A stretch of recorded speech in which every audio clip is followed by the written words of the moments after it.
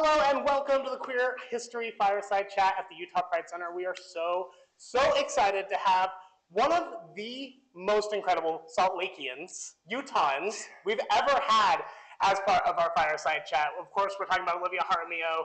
Olivia is a U.S. Air Force veteran who served multiple tours of duty. She was also one of the first trans people in the country to legally change her name while serving on active duty. She currently works with Equality Utah, and she has all sorts of incredible stories to tell you. So I'm going to turn it over to her. Everyone say hello to Olivia! Yeah. Thank you all so much. I hear a microphone. Oh, wow. Cool. So my name is Olivia. I'm really happy to be here. Thank you all so much for being here. I'm definitely amongst family for sure. We kind of did a little icebreaker just now, but it was so great to get to know all of you. And I know so many of you. Hi, Kevin, back there. And it's all, I always feel welcome when I come to the Pride Center.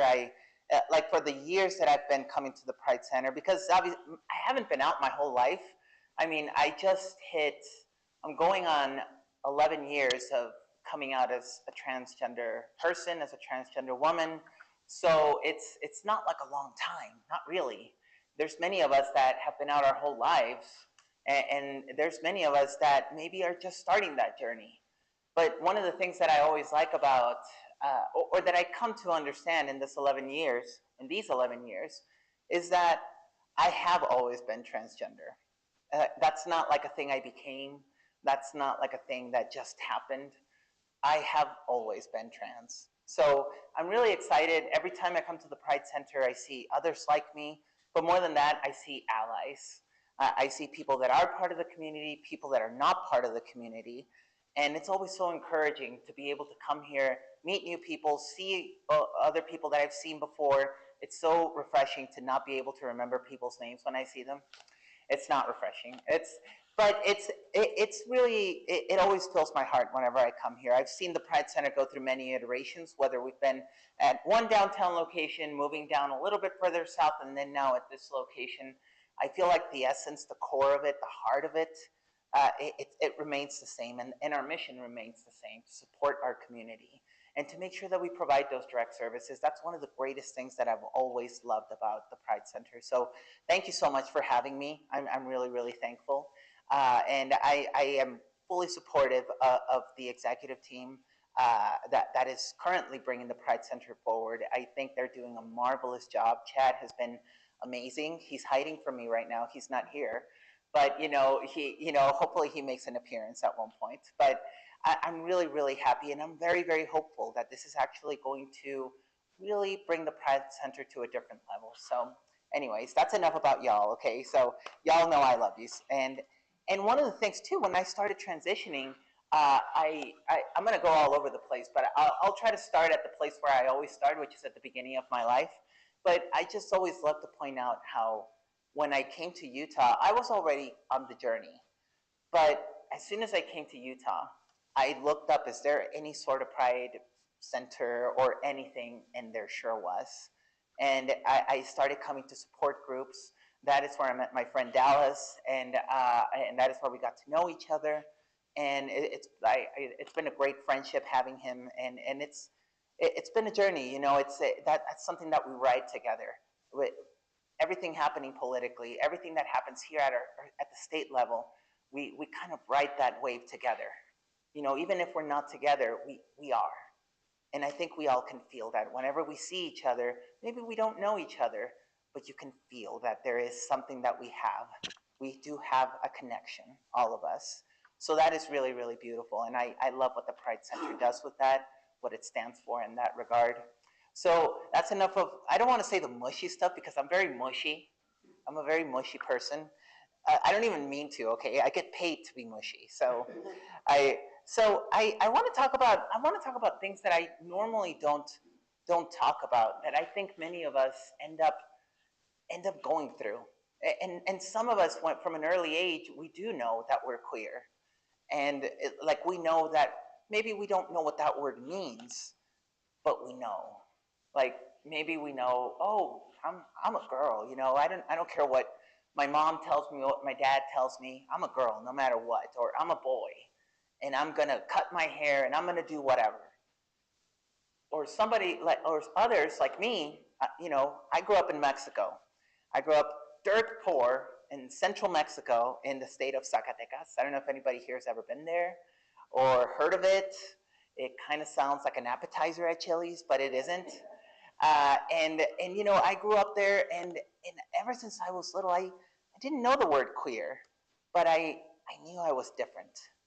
And I saw all of my cousins. I only had one little brother, and he wasn't born yet. Around when I was 6 or 7, I was an only child, but I had about 97 cousins. If you know, many people in the LDS faith know exactly what I'm talking about, because Mexican culture is also very similar in that regard. We have large families, and I never felt alone.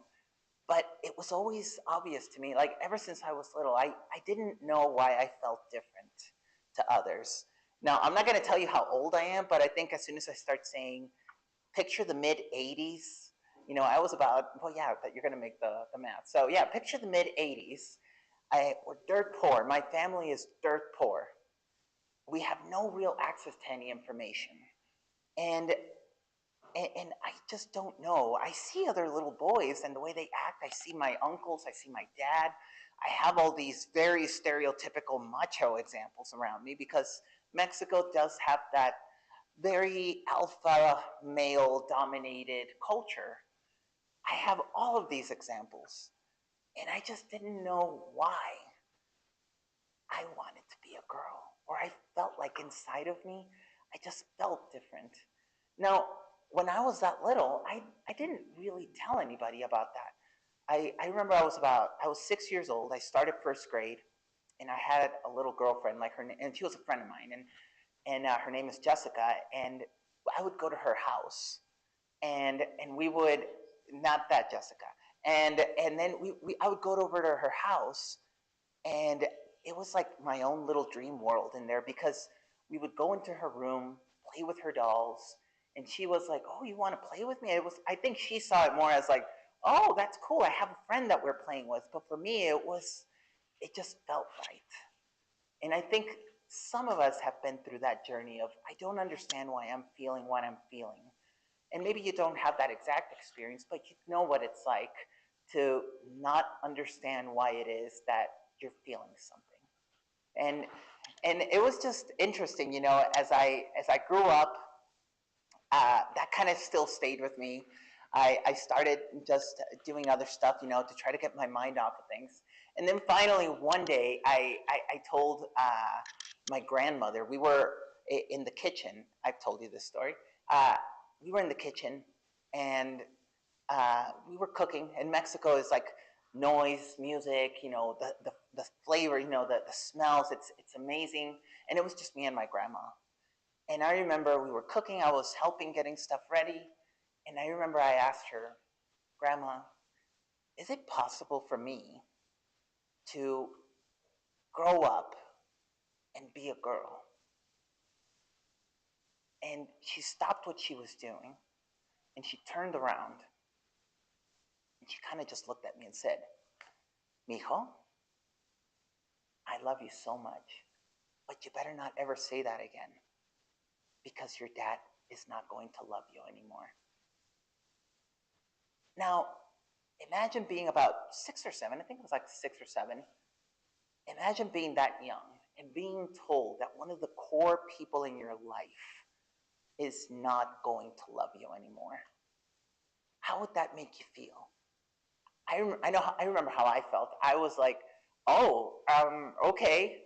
I guess I can put this away. It's not that important." And I loved my dad. I wanted him to love me.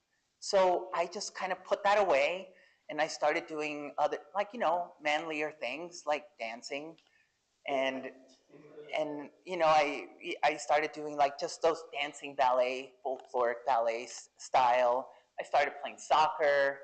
That was definitely much more accepted to do. I tried to just put that away, and then also as I started growing up, I started to discover that I like girls. So that was very much something that did go with those norms of being a little boy, right? And I thought, yeah, I don't know why I feel this, but it's there.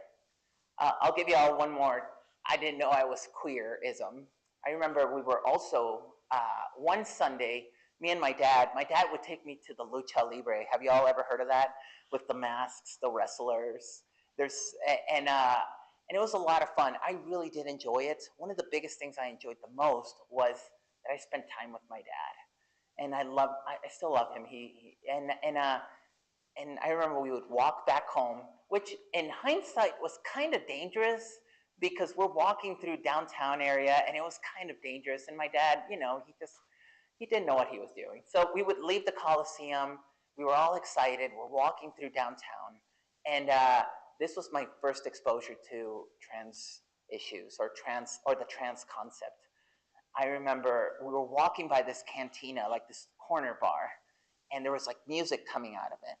And I remember we were walking by, I'm holding my dad, or like he had his arm around me, and it's over here on this side. As we were walking by, I look inside, and I could see there was a wall, and on that wall there was this large poster. And on that poster, there was a woman, and a very beautiful, statuesque figure. She was wearing this tiny sequin bikini, and one of those large headpieces. And I still remember the words under her: transsexual show. And I remember I looked at it and I was like, I didn't understand it. It looked like a woman, but it also looked like more than a woman, if you know what I mean. She was wearing a bikini. My dad covered my eyes and said, don't look at that.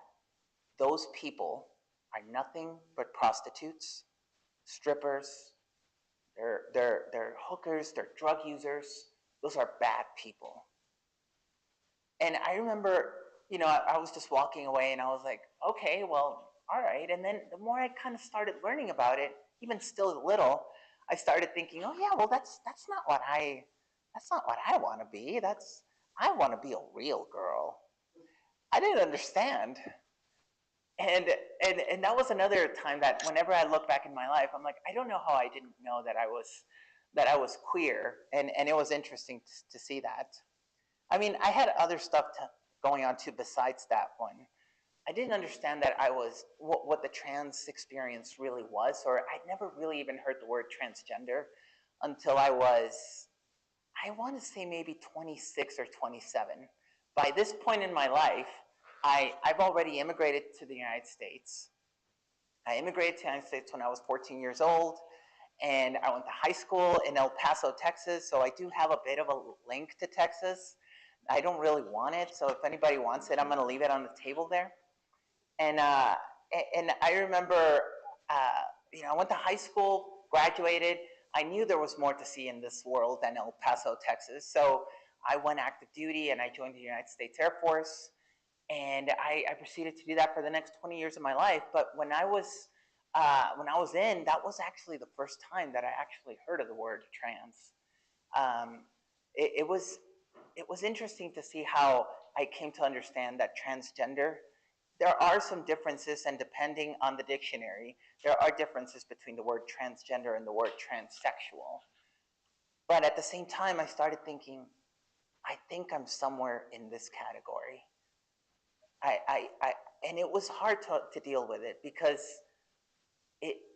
when you first learn it and you start to understand what it is, to actually conceptualize it to you, that takes time. It's not just something that you say, you know what, I'm going to do this. You are sure of what you're feeling, you just don't know how to express it. It can be really, really difficult. So it took years of my life. I was over 30 years old until I finally accepted to myself that I am transgender. And that being a trans individual, it doesn't mean that outwardly I had to do anything about it, but I wanted to do something about it. I wanted to do transition. I wanted to transition what we hear so much about. And that was always something that I love now that there is so much exposure, there is so much information out there about trans issues and about trans people, and there's TikTok and Instagram and Facebook, and it feels like we can't get away from it. If you're looking for it, you're gonna find it now. It's very difficult to not find it. I was talking to somebody earlier this week. I did a presentation actually it was just this morning with the Salt Lake County Directors of Libraries. And it was interesting to note that one person asked me a question, I don't hear a lot about these trans issues or anything like that. But this person isn't part of the community. this person doesn't have anybody in the community in their life.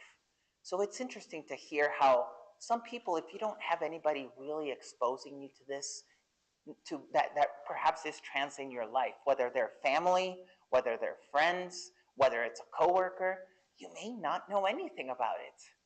So it's whenever I think back to my experience and I think, oh yeah, I guess it's all right if I didn't learn about this till I was 27 and really accept it to myself till I was in my 30s.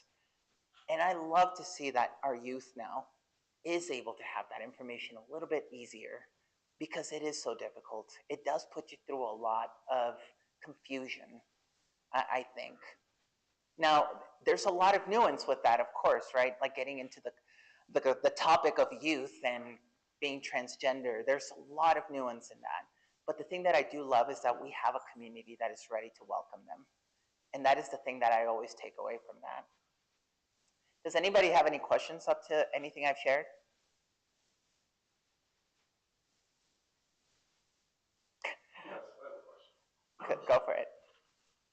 So, your experience with your grandmother, did she, in your experience, stay neutral to you being trans, or was she affirming, or how did that go for you? Well, yeah, that's a great question. My grandma died before I transitioned. I mean, she knew, but we just never talked about it. And I think the older I got, she just saw that I was just living, and I had girlfriends and whatnot. There is a funny story. There is another queer story, but maybe I'll mention a little bit of it. But again, I didn't know how I wasn't queer. But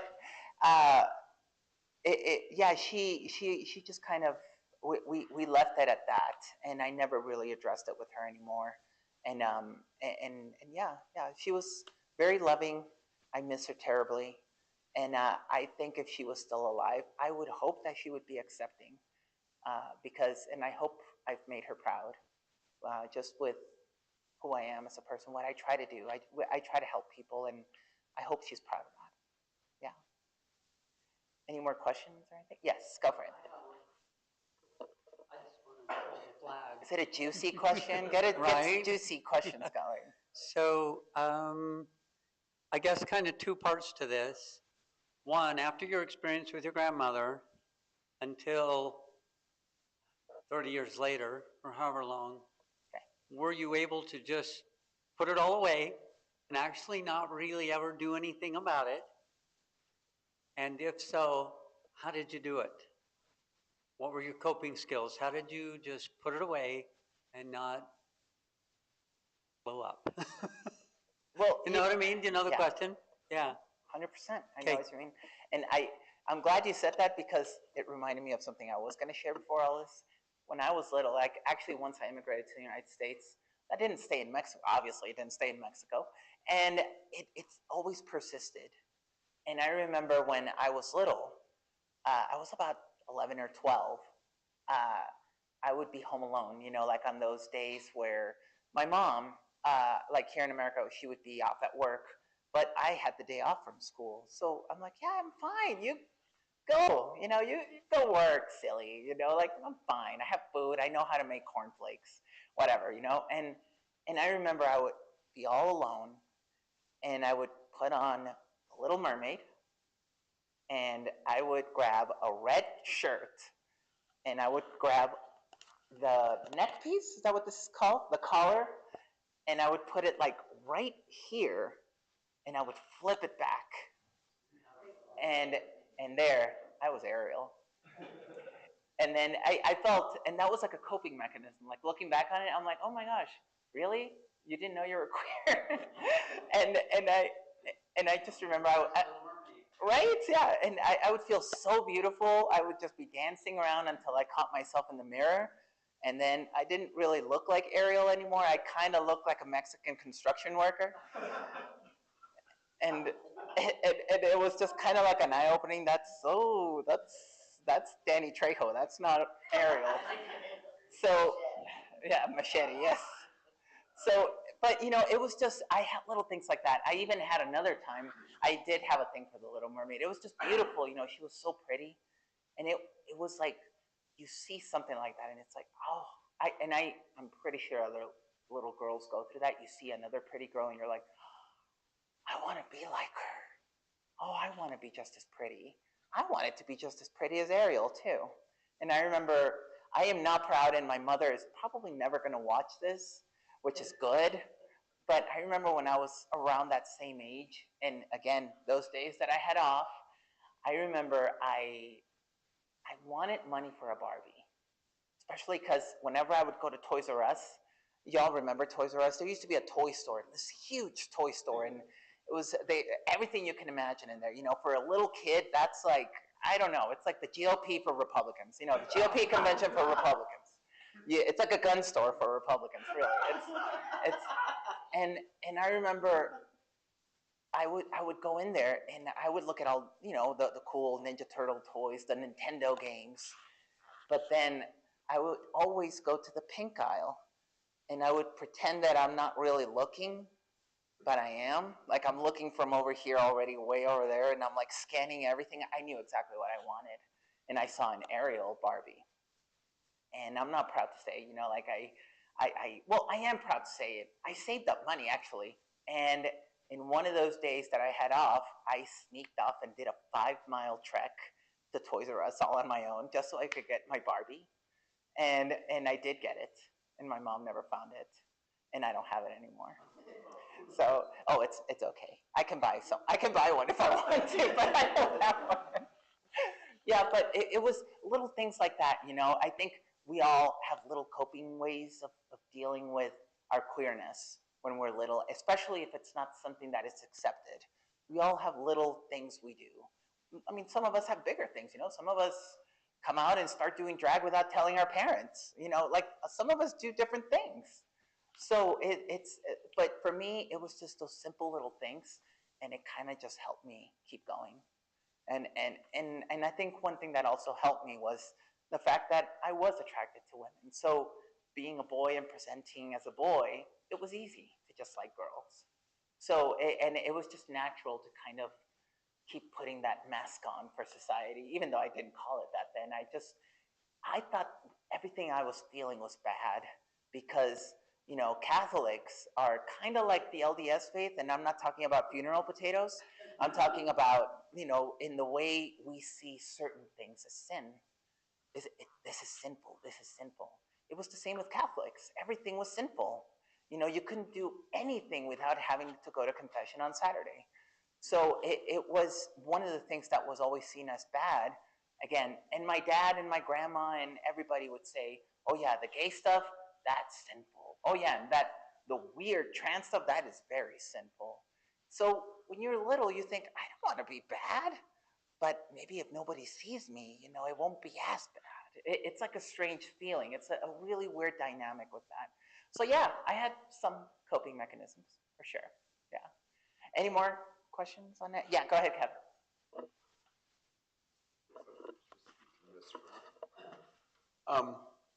I'm curious as to your military experience, and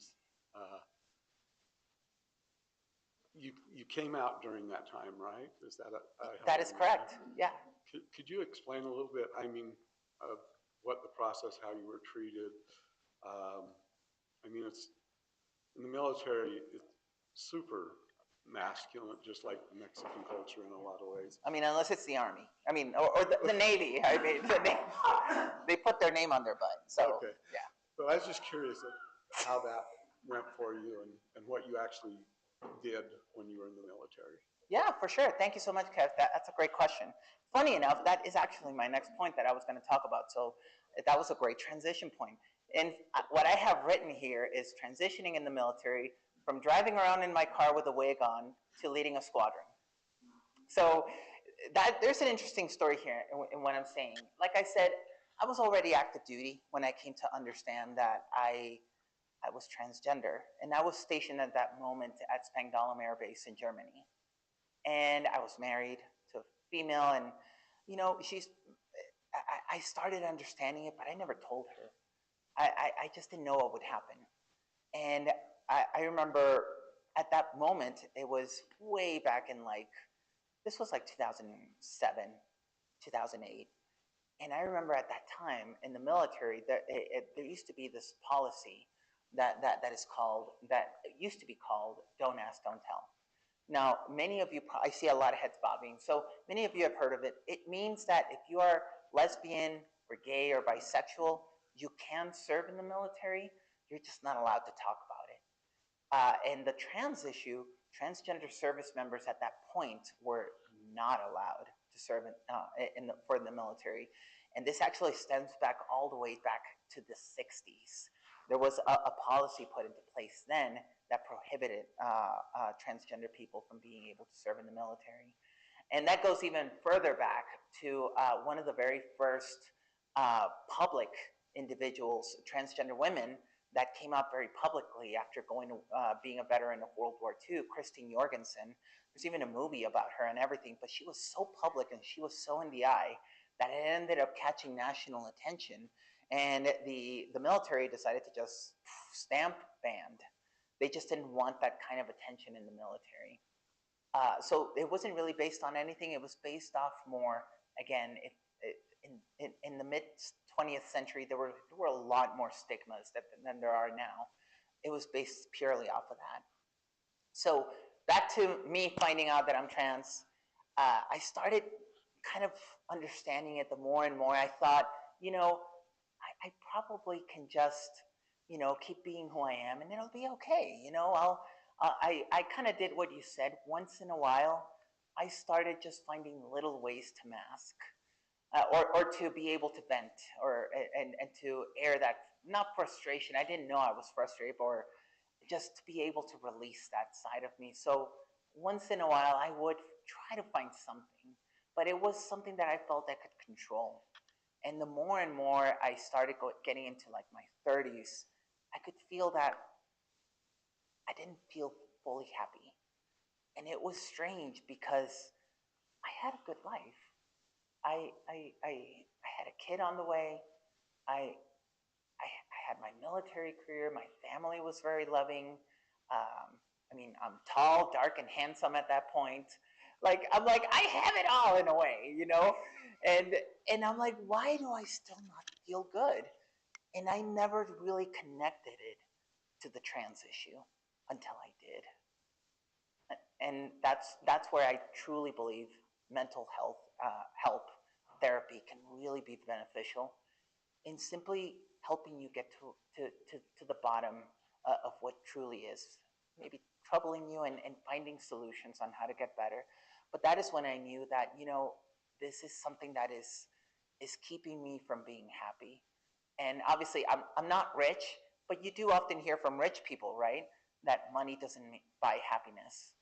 And having it all, having a good life, sometimes that you may still need something more. And that's what it was for me.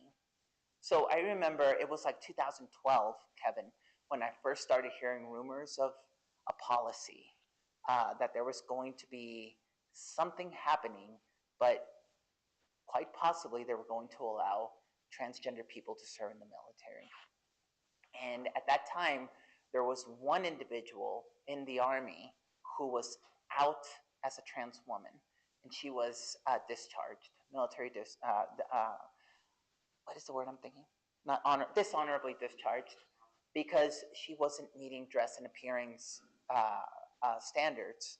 She was still, by birth certificate, by name, gender marker, male, and there was nothing that allowed this individual to be able to serve. But she wanted to be she wasn't doing it on purpose. She just needed to be who she was. She lost her career to that. And off of that, a lot more people started coming forward and being, I say, brave, and really showing them that trans people truly can serve. These individuals started defying, is that the word? Like defying dress and appearance standards.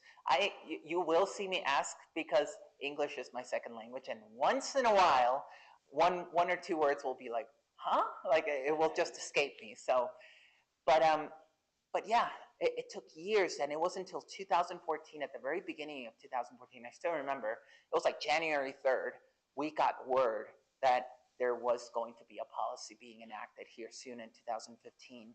As soon as I heard that, I started to transition. That was the point that I said, I'm doing this. And it was just such a natural decision. And I never even realized that. I'm like, there's a lot to think about with this. And the more I started getting into it, it was scary coming out in the military. Like you said, the military is a very, very hypermasculine environment. And I was getting to a point in my career where I was leading a squadron. I was part of squadron leadership. I had about 200 people that I was in charge of. And my idea was, it is legal to do this, but what's the perception going to be? And that's what was really scary. Am I still going to be as respected as I was before? So I was bracing myself for a hit when I did start coming out. Also, there was the thing of, I had to come out to my family. I had to come out to my son. I had to come out to my friends. When one trans person decides to take that step and transition, everybody in that person's life transitions with them. And it was so interesting to see, or really for me to feel how others would react to my transition. It was scary because by then we had already defeated Don't Ask, Don't Tell as a policy. Gay, lesbian, bisexuals can serve in the military, and everything was fine. Nothing bad happened. No giant rainbow came through the gates. Not like the rifles didn't turn a different color. Like it was, everybody still had that same bad taste of fashion with the khaki color. It was still all terrible, in many ways. So nothing changed. And that thing really showed that lesbians, gays, bisexuals had always been serving and always been abiding by the rules. So that was a great thing that I saw. And I saw a great opportunity here for trans people to do the same. And when I did decide to start coming out, I started coming out, first of all, I with my therapist, all of them, they were good. And then I thought, I need to start coming out to my family. I need to start coming out to my military family as well. And they did. They were like, they were very open to it because there was a policy being put into place. There was a lot of rumble about that. I still remember when I had my first conversation with my squadron commander, somebody who I was closely working with. And I said, hey, we had just received this PowerPoint deck about, hey, you're going to send this out. And literally the PowerPoint slide was called transgender training. And it was just interesting. I was like, okay. And then I sat down with him. He's like, oh, I wonder how people are, I wonder if we have anybody here in the squadron, that is. And I was like, well, Colonel, I got to talk to you. And he was very understanding. And he said, well, I got to be honest with you. I thought you were gay. and I was like, no, I'm not. And that was actually a very current theme for me in the military. People usually thought that I was gay when they would find out that I was dating women. They're like, really? Like it was just always a very shock. And even I remember the person who I ended up marrying, she's like, everybody in the squadron says you're gay. And I'm like, oh my God, really? Like, it was so obvious, there was something there, some kind of queer there. But it was just interesting to see that, and see how my commander was just like, well, yeah, I thought you were gay, but, okay, yeah, it's, I've known you for so long. You're a great leader. You're a great airman. I'm here to support you. You tell me what you need. And the more I started coming out in the military, I started to see people would say the same thing. Many of them would say the same thing, literally. What? You're not gay? Like literally the same thing. Or they would say, like, hey, that's cool. Do I need to do something different too? Do I need to put on a wig or what do I got to do? So many of them, they just didn't know what they didn't know. Like they were just like, I know you, we've deployed together. We've been to war. We've like, what do I have to do? And it really showed me, like when you know somebody, you don't just know one aspect of that person, you know everything about them. Maybe you have deep connections with them. And that means something. Suddenly, if they come out to you as gay, as lesbian, as transgender, suddenly it's not just one dimensional. There's multiple facets to that person. And you can understand that there is a complexity there. it really, really showed me that we can find common ground when we know each other, when we start humanizing each other more than anything. So many of the people I was stationed with, some of them were incredibly bright and some of them were not. But we were all together because we loved serving our country. And that was enough of a connection for the most of us. When I started coming out to my family, now to transition out of that, um, it was kind of the same. A lot of my family thought I was gay, and then they find out that I'm not, and it was like a big letdown for them. It was, and they seriously thought this whole time I was faking it, that I had a child and everything. Like, really, you think I'm all in on this with a child? Like, I would not have had a child. But but yeah, it was just really interesting. The military reacted in a way that really surprised me. And even at that time, when I was already more starting to transition, starting to be able to present, starting to be able to follow dress and appearance rules for females, I still remember it was July of 2017, and I'm sitting in a wing commander's meeting, which is the base commander here at Hill Air Force Base, actually, at my last base. And me and my commander are there. We're representing our squadron. And I don't use Twitter, okay? I still don't. But I remember I'm sitting there. It's, what is it, like Tuesday morning, and everybody starts like looking at their phones, murmuring, and then looking at me, and then they're like giving me thumbs up, and I'm like, what the heck is going on here? I don't know what's happening. My commander too was just sitting there like, what is happening? Like, he had a very stoic kind of thing to him, and then I started finding out that I guess the president at that moment had just put out some tweets saying that he was going to kick out transgender service members. Uh, and and everybody there that was present literally was kind of murmuring it to each other. Even the wing commander, the base commander, was like, like they were all doing the same thing. Once the meeting was done, I still remember the base commander came up to me and said, hey, Olivia, he called me Olivia. He's like, I want you to know I don't take orders from Twitter, okay? We're here to support you. And I was like, oh yeah, thank you, sir. Yeah, thank you so much. And it was so amazing to see how when people really get to know you and they see so much of you, whether you make them laugh or you work with them, you deploy with them, whatever it is that you do, you suddenly have connections with them.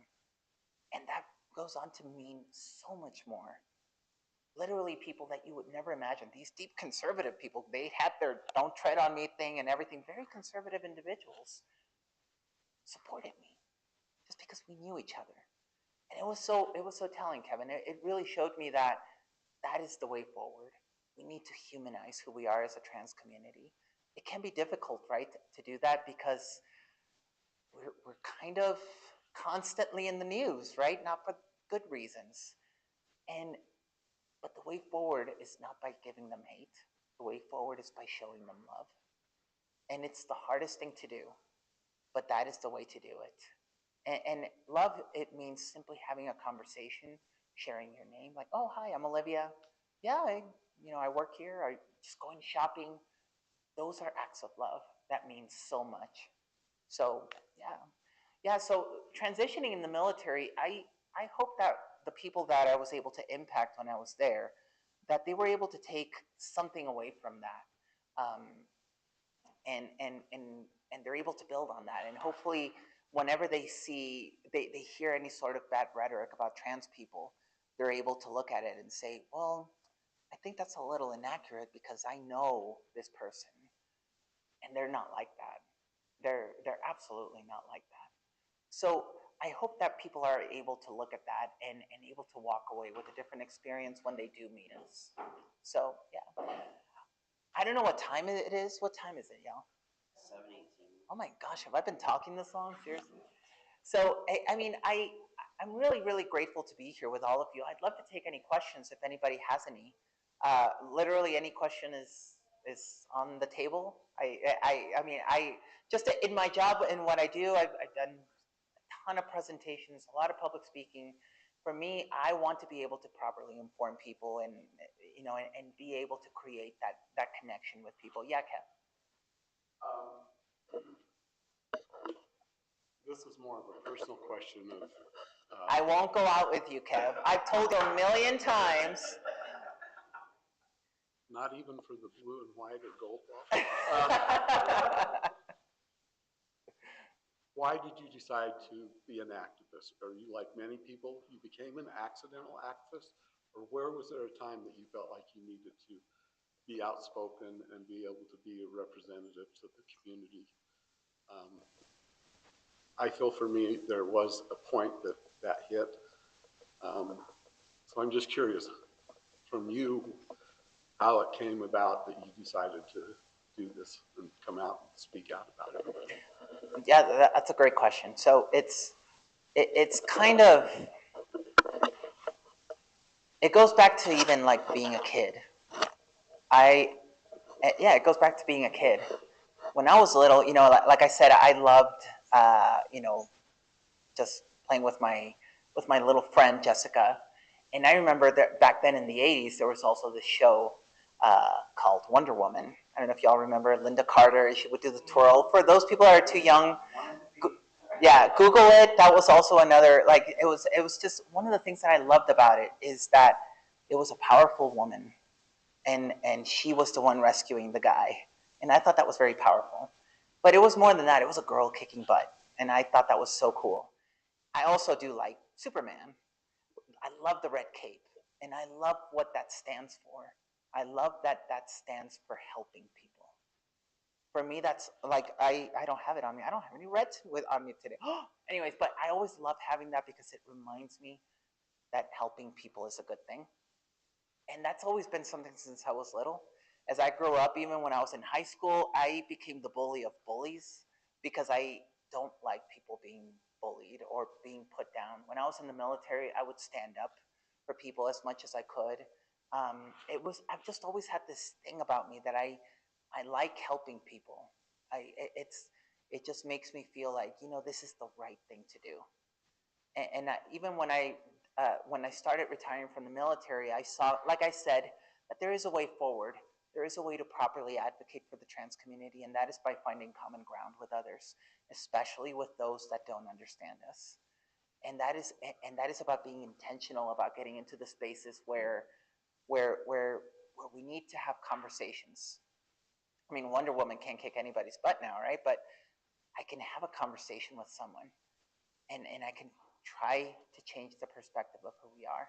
And that's how it started. And eventually I slipped and fell into politics, and I never meant to do that. Y'all, I would rather go to war again than ever run for office in this country. It was absolutely crazy. You can attest to that. And but that's kind of what's led me to this. I really, really enjoy helping people. So, yeah. You have a question? I was wondering, because I never asked you this, what was Oliver's first reaction when you tried to explain to him about you? Oh, that's a great question. He must have been tiny. Yeah. So Oliver, like Dallas says, thank you so much. That's a really good question. So I do have a little boy. He's 13, but he thinks he's 18, and he's like 5'11" now or something like that. And I'm gonna go get him tomorrow, so I'm really excited. And but he was about, the first time I brought this up with him, he was 5 years old. And I remember I knew I was transitioning. At that point, I still had short hair. I was still going out and presenting male in some aspect. And I started slowly, baby steps, explaining it to him. Like, hey, I got to tell you something. I think in my head and in my heart, I feel different than what I look like outside. And he's like, oh, how do you feel? He would just be like, I'm like, oh, I think I feel like a girl, but I mean, I am in a boy's body, but I think I feel like a girl. And he'd be like, oh, okay. And then I would just kind of let it simmer. And then I would then approach it later and be like, I think I want to maybe look more like a girl on the outside. How does that feel to you? What do you think? And he's like, oh, well, are you going to be a pretty girl? And I was like, I don't know. It's like, oh, well, and he was always very like open about it. And then I slowly introduced it to him because he was so young. And I never wanted him to feel like he lost someone. And I remember even still one time I approached him with the conversation of, hey, what do you want to call me? Like, do you want to, I already had longer hair, and I'm like, what do you want to call me? Do you want to call me, do you still want to call me dad? Do you want to call me something else? He's like, no, well, he's like, can I keep calling you dad? And I'm like, of course you can, 100%. And he's like, can I call you dad in public? I'm like, yes. At the store, yes. So what he proceeded to do is start calling me dad in front of people on purpose. And people would look at me and be like people, especially when they would say like, excuse me, ma'am, that's a boy, like on purpose. And there I am, like holding butter or something in the grocery store, like just, but I've always tried to help him grow with this concept. And he's like, I've always tried to be very open with him about these things. Even like whenever we would go toy shopping, I would give him the option of walking down like the Barbie aisle, and he would be like, well, I really want Iron Man. I'm like, okay, that's cool, but you have no wanting to walk down this aisle? He's like, no, not really. Okay, it's just whatever you want to look at, whatever you want to do. So one time we were in the middle of the pink aisle, and I'm like, yeah. And he's like, can we please go get Iron Man? And I'm like, all right, let's go get Iron Man. So I've always tried to be really open with him when it comes to these things, because I want him to fully know that I love him no matter what he ends up becoming. He's very straight and very not trans. and he's very much a boy kind of thing. So yeah, that's him. Any other questions? Oh, go for it. Here, I'll give you the. What is your question? What age did you join the military, and then when did you get out? I was 19 when I joined, and I retired at 39. Yeah, and yeah, it was honestly a great choice. I remember when I was graduating high school. I immigrated to the United States. I went through like a really weird period where I didn't really want to immigrate in the first place. I had everything in Mexico. I was a straight A student.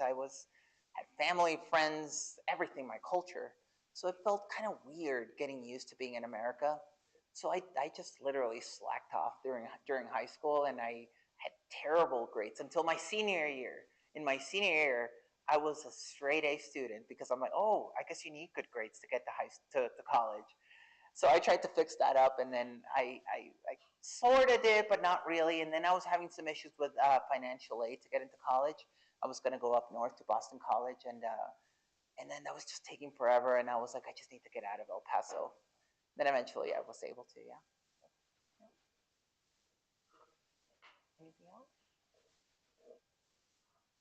Well, if no more questions are here, for anybody listening online, or if anybody ever watches back, or for all of you, thank you for being here. And I do want to tell you all, every single one of you impacts our community. Every single one of you goes on to impacts the progress that we want to see in this world. And when I mean impact and when I mean progress for all of us, not just for one little community. I mean for every single person in our community. We are the impact. So thank you so much for being here.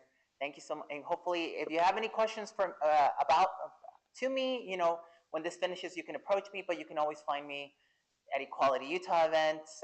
You can find me on Equality Utah socials. I am also, I'm also on Instagram.